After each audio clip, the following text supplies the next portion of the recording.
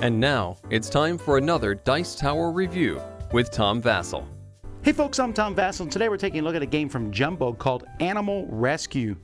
Animal Rescue is what we call a roll and write game, where each person has their own piece of paper, kind of like the very popular game Yahtzee.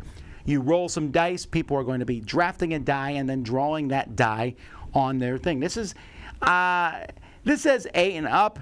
It's a game for anybody, but it's definitely geared towards kids. You're rescuing animals into your shelter, sort of. It's, again, rolling dice and drawing pictures. Let me show you.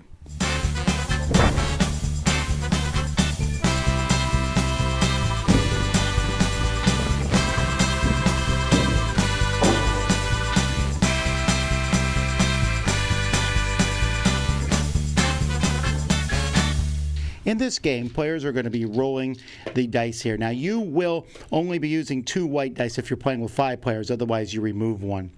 And each round, someone will be a different player will be the first player, and that player is going to pick one of the rolled dice and take it. So maybe I will take this one and put this one in front of me, and then the next player takes one, etc.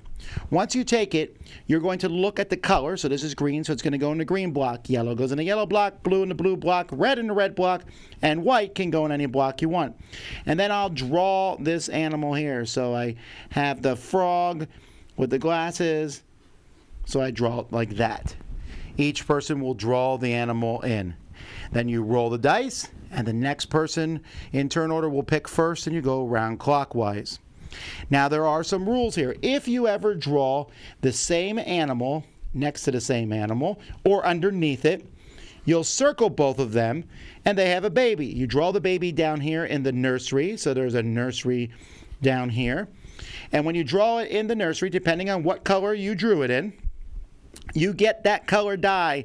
So I'd get another frog, but maybe this would be the die at that point in time. I would then get a cat. So you can do, and if there, let's say there was another cat in here, and I did the baby, which let me draw another cat, I could circle those and draw another baby, and you can kind of chain that if you want to. When 3 of these blocks are full, the game is going to end, and then each player is going to score.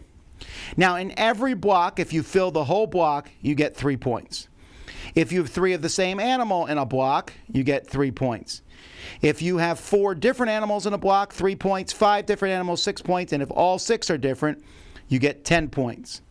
And then each block has some special rules. Cats and dogs give an extra point in yellow.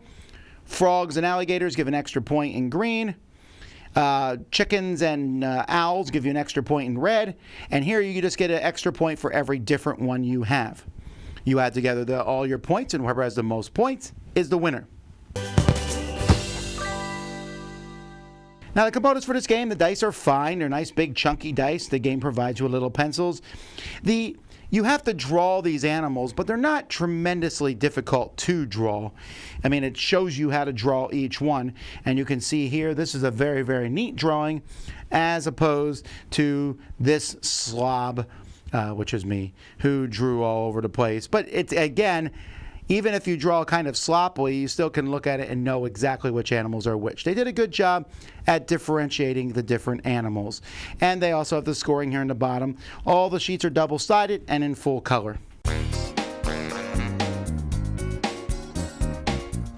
The roll and write genre of gaming is incredibly crowded right now. There is well over 100, probably 200 of these games that are in existence, and more of them are come out all the time. In fact, Jumbo here just released 3 at the same time. This is one of those 3. So it's hard to differentiate them from the other. This one, the thing that differentiates this is you are drawing the little pictures of the animals, and I believe it's geared towards children. You could argue that, but I'll tell you from an adult's perspective that as an adult playing this, I found it to be okay. Not bad, but not something I'd get excited about. But for kids, and when I played it with my kids, I liked it because it taught them some of the intricacies of roll and writes, like, ooh, which one should I take and where do I put it? But in a fun way, just by drawing pictures. There's obvious things. If I get a green frog or alligator, I put in the green section. If possible, I should draft the white die because it can go anywhere, and that stops somebody else from getting it. Here I'm trying to do this, and you can't do everything, but the choices are kind of obvious, but not always, And sometimes you have to decide to veer off from them and say, hey, I don't necessarily want cats in the red section, but if that's the third time I've seen one, let's put 3 cats in there to get those bonus points. Games are pretty quick. I'd say 15. It says 20 minutes on here, 15, 20 minutes. My son just likes to sit there and draw all the different animals because, hey, it shows you how to draw little animal faces. So I feel like this might be too simple and too cutesy maybe even for adults, because instead of just writing a number somewhere, you're drawing a little picture. That slows things down a little.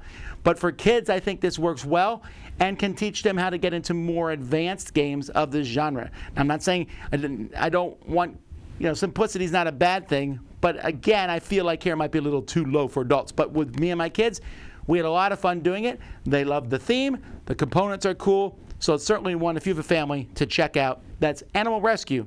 I'm Tom Vasel. We'll see you next time. Dice Tower Judgment, kid approved.